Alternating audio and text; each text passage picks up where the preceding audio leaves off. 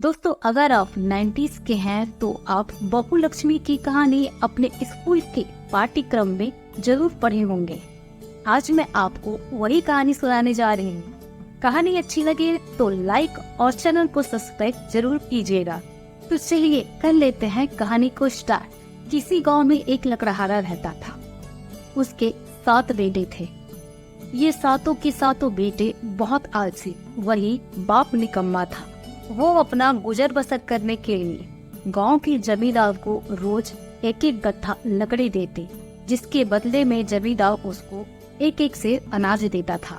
वो रोज मजबूरी में जंगल जाते और लकड़ी काटकर एक एक गट्ठा लाकर जमींदार को रोज देते, जिसके बदले में जमींदार से अनाज में चने लाकर अपने टूटी फूटी झोपड़ी में जाकर अपने अपने चूल्हे में चने भूनते और खाकर सो जाते। एक दिन लकड़हारे के दोस्त ने कहा, तुम अपने बेटों की शादी क्यों नहीं कर देते?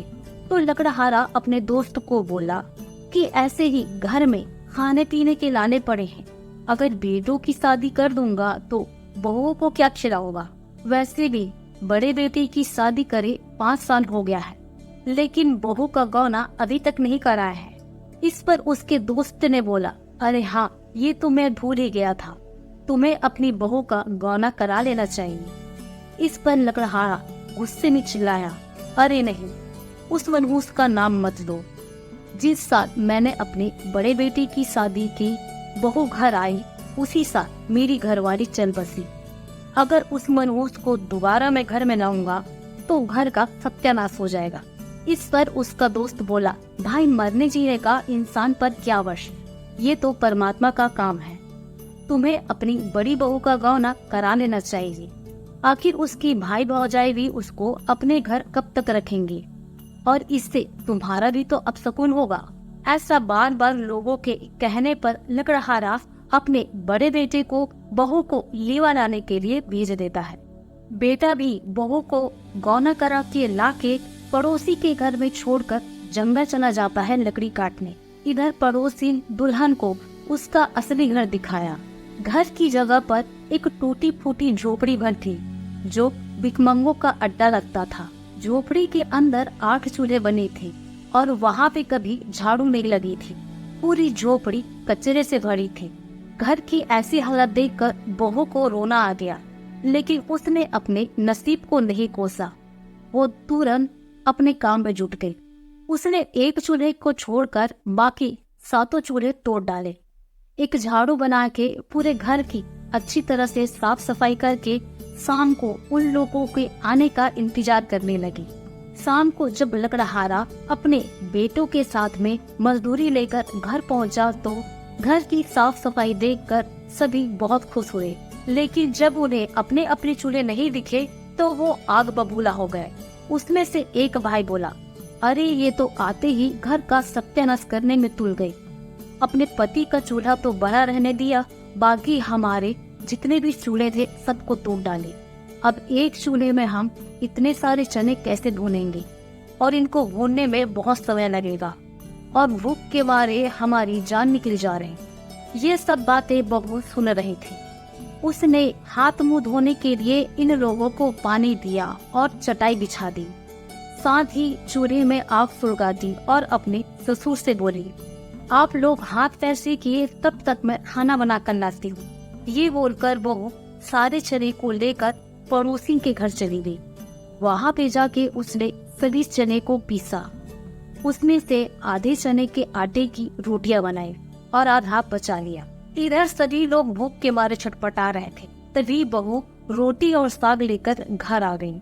कई सालों के बाद इनको स्वादिष्ट खाना मिला था, इसलिए इन्होंने खूब ठूस ठूस कर खाना खाया, और जब खाते खाते अघा गए तब खाना बंद किया। वो सब बहू की चतुराई से बहुत खुश हुए। सुबह सुबह जब लकड़हारा लकड़ी लेने जंगल के लिए जाने लगा, तब रात की बची हुई रोटी बहू ने सबको नाश्ते में दी, तो वो सब हैरान रह गए।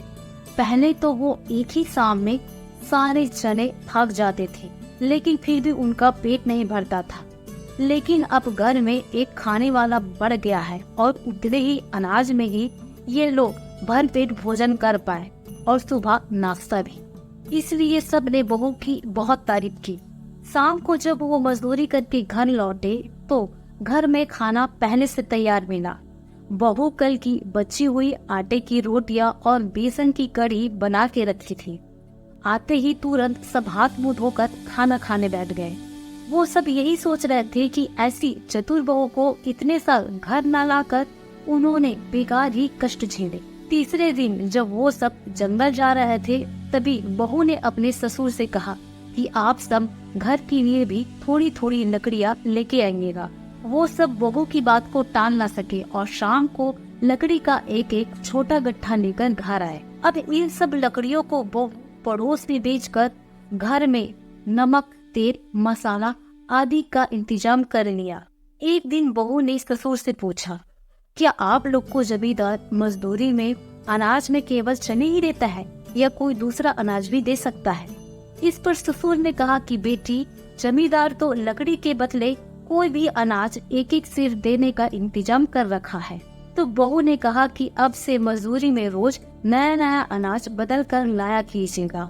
आज मजदूरी में चावल लेके आइएगा। इसलिए मजदूरी में सब के सब चावल लेके आए। अब तो इन लोग को खाने में दाल, भात, रोटी, साग ये सब मिलने लगा। अब लकड़हारा अपनी बहू को लक्ष्मी बहू कहता, वही देवर उसे लक्ष्मी भाभी पुकारते। लकड़हारे अब अनाज बदल बदल कर लाते, इसलिए घर में गेहूं, चावल, दाल व चने गृहस्थी के सभी सामान जुटने लगे। बहू रोज मजदूरी के अनाज को आधा बचा कर रखती। उसके लिए वो मिट्टी के छोटे छोटे बर्तन बना लिए थे। उसी में वो सभी सामानों को जमा कर करके रखती। उसके झोपड़ी में अब रौनक सी आ गई थी।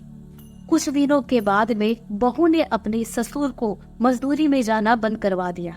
गांव में ही उसके लिए एक छोटा सा दुकान खुलवा दिया, जहां पर बूढ़ा लकड़हारा दिन भर अपनी दुकान में बैठकर तरह तरह की सामान बेचता। इससे उसकी आमदनी भी अच्छी होने लगी। अब गांव में लकड़हारे और उसके परिवार की मान प्रतिष्ठा बढ़ने लगी। फिर धीरे धीरे करके उन्होंने छोटी मोटी जायदाद भी खड़ी कर ली। बहू की ऐसी चतुराई और समझदारी से उनका जीवन आनंदमय हो गया था। तो ये थी बहू लक्ष्मी की कहानी। आप में से किनको किनको कहानी याद थी कमेंट करके जरूर बताइएगा। और आज के लिए हमें दीजिए इजाजत। हम आपसे मिलते हैं हमारे नए वीडियो में इसी चैनल कहानी कथा 05 में। तब तक के लिए राधे राधे।